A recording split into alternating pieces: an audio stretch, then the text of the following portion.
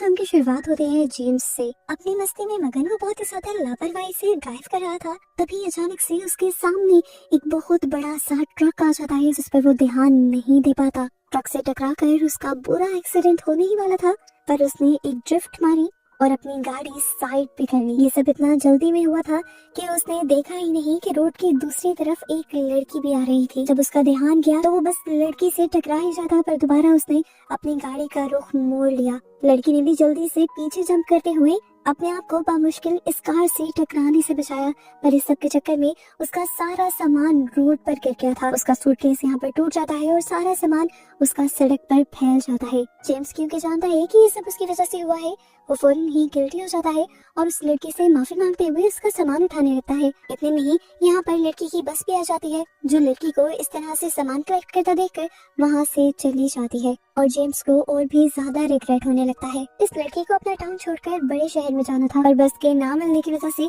अब उसे मजबूरन दोबारा साइलेंट हिल जाना पड़ता, जहाँ पर वो रहा करती थी। जेम्स को एहसास होता है कि जो कुछ भी बुरा हुआ वो उसकी गलती है। वो फौरन ही अपनी गलतियों को ठीक करने का सोचता है और इस लड़की को कहता है कि आपको जहाँ पर भी जाना है तो मैं आपको ड्रॉप कर देता हूँ। लड़की हिचकिचाती है, साफ पता चल रहा है कि उसे उस पर भरोसा नहीं है। जेम्स जिद करता है, वादा करता है कि अगर वो मना करेगी तो वो वहीं खड़ा रहेगा जब तक वो सेफली किसी दूसरी बस में नहीं बैठ जाएगी। वो लड़की जानती थी कि अगले दिन तक कोई बस यहाँ नहीं आएगी, इसलिए वो ना चाहते हुए भी मान जाती है। जेम्स जल्दी जल्दी उसका सामान उठाने में मदद करता है और ये लोग साइलेंट हिल्स की तरफ चल पड़ते हैं और तभी तेज हवा चलने लगती है और सब कुछ बहुत अच्छा महसूस होता है। ये काफी रोमांटिक माहौल बन रहा था, इसलिए इन दोनों के लिए काफी अजीब होता जा रहा था। वो लड़की जिसका नाम मैरी है वो बताती है कि जब भी कोई साइलेंट हिल में नया इंसान आता है तो साइलेंट हिल में ऐसे ही हवाएं चलने लगती हैं, जैसे ये साइलेंट हिल्स खुद अपने नए आने वाले का इस्तेमाल कर रही हो। इन दोनों के दरमियान में इस टाइम एक अजीब सी अट्रैक्शन होने लग जाती है और ये दोनों बहुत ही ज्यादा कंफ्यूज हो जाते हैं और जब कंफ्यूजन की टेंशन बढ़ जाती है तो सीन अचानक से कट हो जाता है। हम जेम्स को एक बाहर में बैठा हुआ देखते हैं और हमें ट्विस्ट ये पता चलता है कि जितना कुछ भी हमने देखा था वो सच नहीं था, वो सब जेम्स के दिमाग में कहानी चल रही थी। जेम्स इस टाइम नशे में धुत था, उसका फोन बार बार बज रहा था पर वो हर बार इग्नोर कर रहा था। नशे की वजह से उसकी हालत बहुत ही ज्यादा खराब है। वो जब खड़ा होने लगता है तो यहाँ की एक स्टाफ मेंबर के ऊपर गिर जाता है। बाकी स्टाफ जैसे ही ये नोटिस करता है तो सिक्योरिटी गार्ड्स को बुलाते हुए उसे यहाँ से निकाल दिया जाता है और सिक्योरिटी गार्ड्स बाहर जाकर उसे ट्रैश पर फेंक देते हैं। यहाँ उसका फोन लगातार बज रहा था और फोन तब तक बजता रहता है जब तक वो उठा नहीं लेता।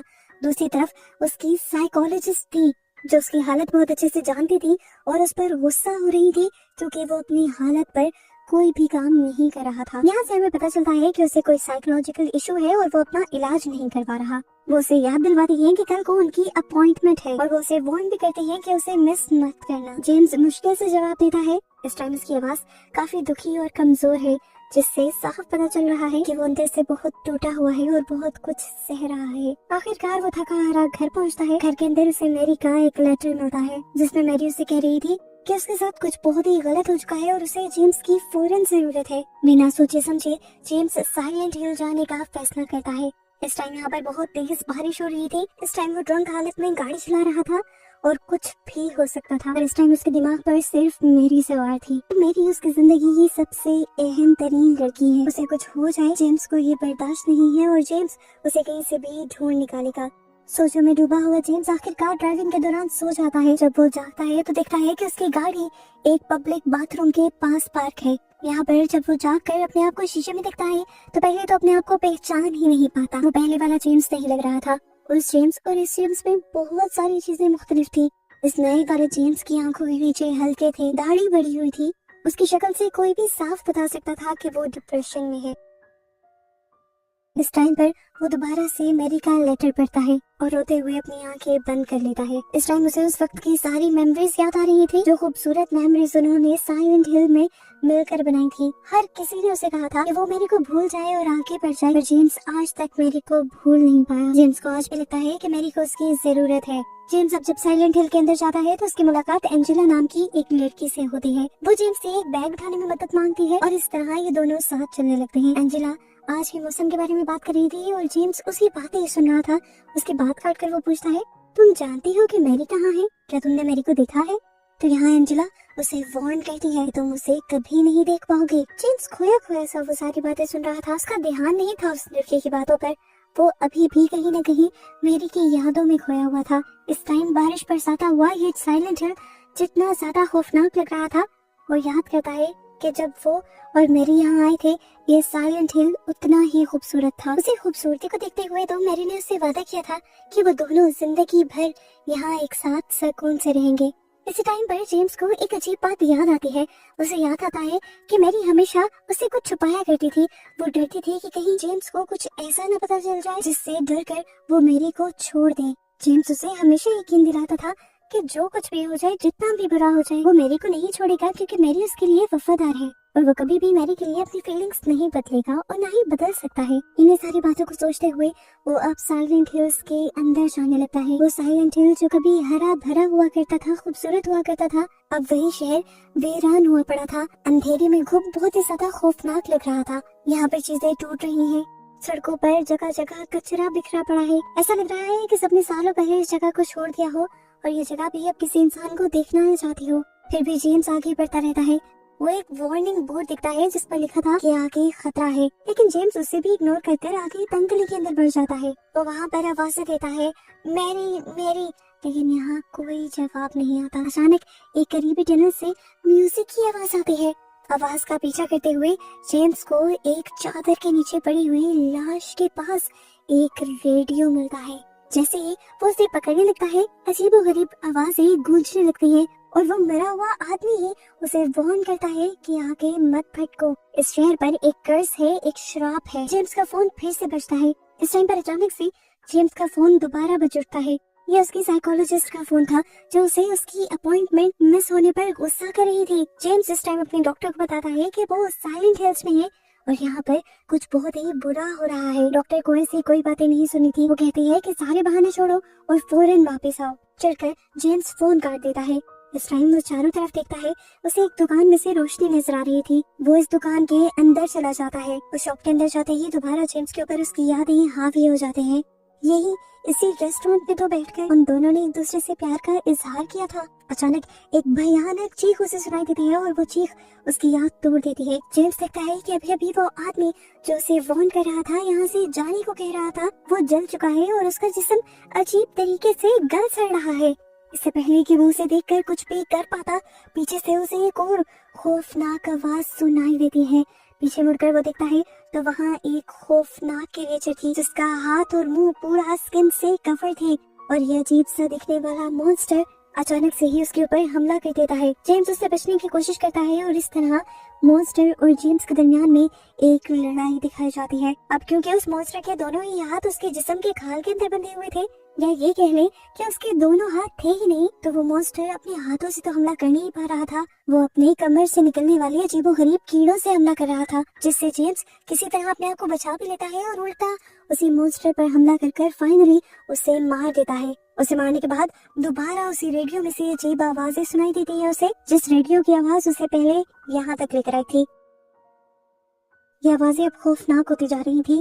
जैसे जैसे दिन ढल रहा था, यहाँ की आवाजें और बढ़ चुकी थी। माहौल में भी एक अजीब सा डर पैदा हो गया था। रात का पूरी तरह अंधेरा छाने पर जमीन में से खौफनाक से क्रिएचर्स निकलना शुरू हो जाती है और की तरह तरह की सांप और कॉकरोचेस जैसी दिखने वाली क्रिएचर्स अचानक से जेम्स के ऊपर हमला कर देती है। जेम्स भी भागते हुए एक घर के अंदर आ जाता है और उसके ग्लास डोर को बंद करने की वजह से आखिरकार वो उन खौफनाक छोटे छोटे मॉन्स्टर्स से बच जाता है। इस घर में आकर वो नोटिस करता है कि ये वही घर था जिसमें वो और मेरी रहा करते थे। ये एहसास होते ही उसे यहाँ पर मेरी की आवाज सुनाई देती है। हालांकि जेम्स को नजर आ रहा था कि यहाँ पर कोई भी नहीं है, लेकिन फिर भी वो उस आवाज का पीछा कर रहा था बिना डरे। आवाज का पीछा करते हुए वो जब ऊपर जाता है तो उसे पता चलता है कि वहाँ पर एक वीडियो टेप चल रही थी और यहाँ और भी बहुत सी वीडियो टेप्स रखी हुई थी। इस टेप की डेट थी जून 2017।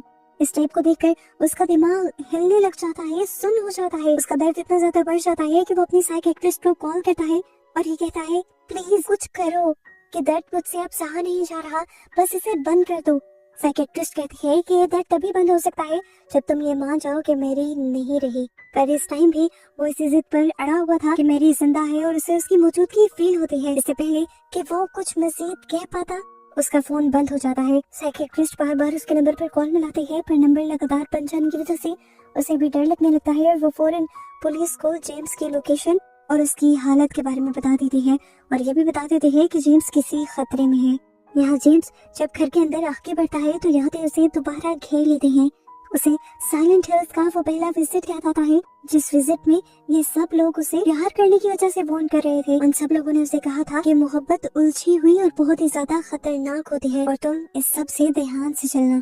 ये कहने के बाद वो सब लोग बिना बताए बिना कुछ कहे उस पार्टी से जाने लगे थे जो उसने और मैरी ने रखी थी। जेम्स को ये सब अजीब लगता है। जब वो इन लोगों के बारे में मैरी से पूछता है तो मैरी बताती है कि वो सब लोग मेरी फैमिली है। मेरे डैड की डेथ के बाद इन सब लोगों ने ही मेरा साथ दिया, मेरा ख्याल रखा। इस टाइम वो जेम्स को अपने डैड की तस्वीर भी दिखाती है। अब सीन दोबारा प्रेजेंट पे आता है और हम एटी नाम के एक आदमी को देखते हैं। वो जेम्स को बुला रहा था। जेम्स उसकी आवाज सुनते हुए उसके करीब जाता है तो वो आदमी भी काफी बुरी हालत में था। वो बहुत ही अजीब और तंजिया लहजे में जेम्स से पूछता है कि आखिर तुम बीमार क्यों नहीं हुए। जेम्स कुछ नहीं बोलता और उसे बताता है कि मैं यहाँ पर अपनी वाइफ को ढूंढते हुए आया हूँ। वो आदमी उसे देखता है और बताता है तुम्हें नहीं पता यहाँ क्या हुआ था। इस टाउन में एक वायरस वाली बारिश हुई थी, जिस बारिश के गंदे पानी ने बहुत से इंसानों को वैसे ही मार दिया और जो कुछ इंसान बचे थे उनमें से आधे अजीबोगरीब मॉन्स्टर्स बन गए और इसी बारिश की वजह से कुछ मॉन्स्टर्स जमीन के नीचे से निकलने लगे और उन सारी चीजों ने बचे हुए इंसानों को भी मार दिया और अब साइलेंट हिल में कोई जिंदा नहीं बचा। जेम्स को उसकी बातों पे यकीन नहीं आ रहा था। सबूत के तौर पर वो आदमी उसे अपने जिस्म के जख्म भी दिखाता है जो बिल्कुल ऐसे थे जैसे किसी ने उसके ऊपर तेजाब गिरा दिया हो। जेम्स डर कर वहाँ से जाने लगता है और इसी दौरान उसे लोरा नामी एक लड़की की आवाज सुनाई देती है। वो लड़की एक जेल नुमा जगह के अंदर छुपी हुई थी और हर चीज से डर रही थी। जेम्स उसकी मदद करना चाहता है, उसे हाथ बढ़ाता है और कहता है इधर आओ मेरे पास, मैं तुम्हें कोई खतरा नहीं पहुंचाऊंगा। इस टाइम मैडी उसकी बात नहीं सुनती, वो डर के मारे पीछे हो जाती है और उसे टाइम पीछे से जेम्स को किसी की आवाज आती है। ये आवाज ऐसी थी जैसे कोई लोहे से जमीन के ऊपर कोई निशान बना रहा हो। पीछे मुड़कर उसने देखा कि वो एक मॉन्स्टर था, एक पिरामिड की शक्ल वाला मॉन्स्टर जिसका सर लोहे से बना हुआ था। उसके पास एक बड़ी सी तलवार थी जिसकी मदद से वो जेम्स के ऊपर हमला करने की कोशिश करता है, पर जेम्स अपने आप को बचाने के लिए वहाँ से भागता है। उसके भागने की आवाज सुनकर यहाँ पर मौजूद सभी मॉन्स्टर्स उसकी तरफ अट्रैक्ट हो जाते हैं। ये सभी मॉन्स्टर्स बहुत ही ज्यादा भयानक हैं। कुछ मॉन्स्टर्स ऐसे हैं जिनके सर उनकी बॉडी से अलग है, तो कुछ मॉन्स्टर्स दरमियान से तो इंसानों जैसे दिखते हैं लेकिन है मकड़ी की तरह के। ये सभी मिलकर जेम्स पर हमला करना चाहते हैं, पर जेम्स इन सबसे बचने के लिए एक जगह पर छुप जाता है और छोटे से सुराख से बाहर देखता है। उसने नोटिस किया था कि ये पिरामिड वाला मॉन्स्टर सबसे ज्यादा खतरनाक था। वो अब अपने सामने आने वाले सभी मॉन्स्टर्स को भी मार रहा था। जेम्स अब यहाँ से निकलता है और आगे बढ़ने की कोशिश करता है, पर तभी उसे वहाँ पर एक मैनेकिन दिखाई देता है, एक इंसानी शक्ल का पुतला जिसे वो मेरी समझ लेता है। वो उसे पकड़कर प्यार करने ही वाला था, पर वो भी असल में मॉन्स्टर ही निकला। इस मॉन्स्टर से दोबारा बचने के लिए वो एक अलमारी के अंदर छुप जाता है और वो पिरामिड वाला मॉन्स्टर इस अलमारी के ऊपर भी हमला करने लगता है। इस हमले से जेम्स थोड़ा बहुत जख्मी हो गया था, उसके सर में दर्द होने लगा था और वो बेहोश हो गया। सुबह जब उसे होश आया तो वो कहीं और था। उसे यहाँ पर अंजला दिखाई दी जो उस पर इस टाइम गुस्सा हो रही थी। वो उसे कहती है मैंने तुम्हें कहा था ना कि यहाँ से भाग जाओ, इस जगह पर बहुत सारे राज छुपे हैं, अगर तुम उनके बारे में पता चलाने लग जाओगे तो ये जगह तुम्हारे लिए जहन्नम बन जाएगी।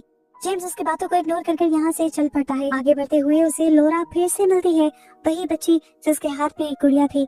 वो बच्ची बताती है कि ये गुड़िया उसे मैरी ने दी है। जेम्स उससे पूछता है अगर तुम मैरी को जानती हो तो मुझे बताओ कि मैरी कहाँ पर है, लेकिन वो बच्ची कुछ नहीं बताती और वहाँ से भाग जाती है। जेम्स उसका पीछा करता है और वो बच्ची उसे एक भूल भुलैया के अंदर ले जाती है और वहाँ जाकर गायब हो जाती है। इस मेज के अंदर से, इस भूल भुलैया के अंदर से अब जेम्स निकल नहीं पा रहा था। बार बार उसे मैरी की यादें आ रही थी। तभी अचानक यहाँ पर एक बहुत ही प्यारी सुनहरी बालों वाली लड़की उसे मिल जाती है, जिसका नाम है मारिया। वो जेम्स को कहती है कि मैं तुम्हारे यहाँ से निकलने में मदद कर सकती हूँ।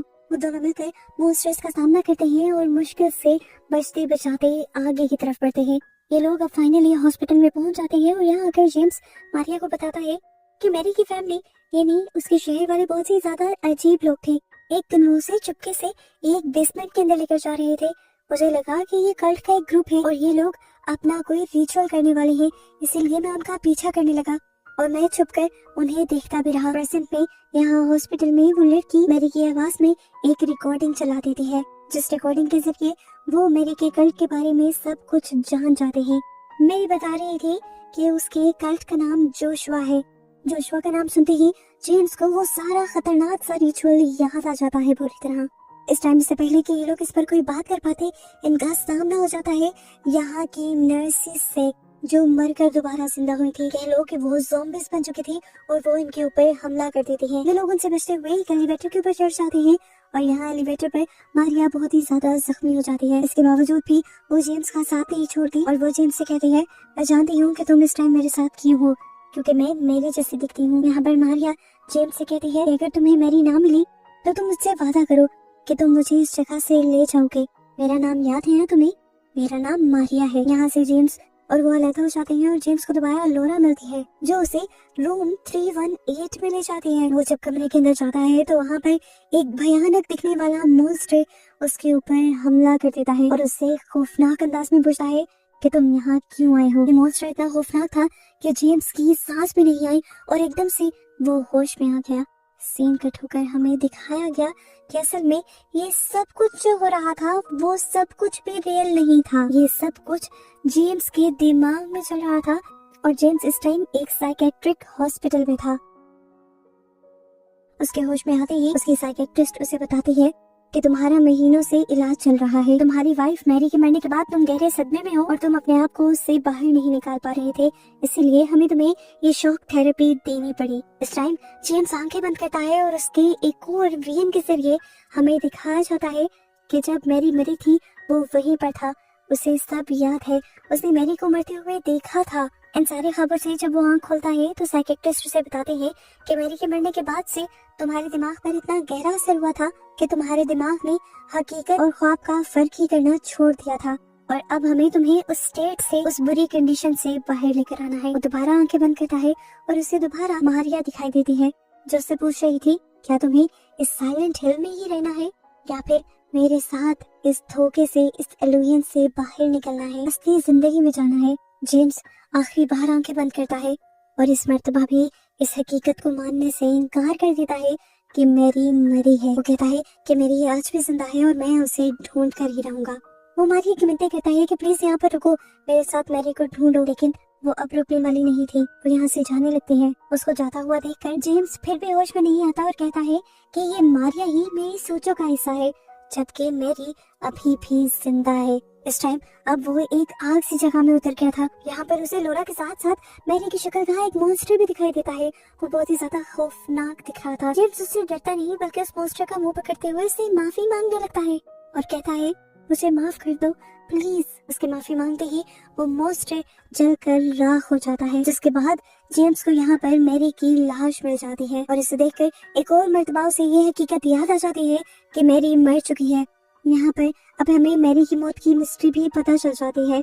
असल में मैरी के डैड जेम्स से शादी करने की वजह से मैरी को पसंद नहीं करते थे और वो मैरी को लो पॉइजन देने लगे, जिसकी वजह से मैरी बीमार रहने लगी, इतना कि वो मरने की हालत पे आ गई। और फिर उसने जेम्स से कहा कि प्लीज मेरे से ये तकलीफ नहीं सही जाती, तुम मुझे मार दो। जेम्स ने ना चाहते हुए भी उसे मार दिया क्योंकि उससे मैरी का दर्द नहीं देखा जा रहा था। अचानक से जेम्स दोबारा अपनी सोचों की दुनिया में चला जाता है और वो अपने ख्वाब में मैरी की लाश को उठाकर अपनी गाड़ी में डालता है और अपनी गाड़ी को एक नदी के अंदर फेंक देता है, जिसके बाद से सीन कट होकर हमें वही सीन दिखाया जाता है जिसे हमने मूवी के स्टार्ट में देखा था, जब जेम्स और मैरी टकराए थे।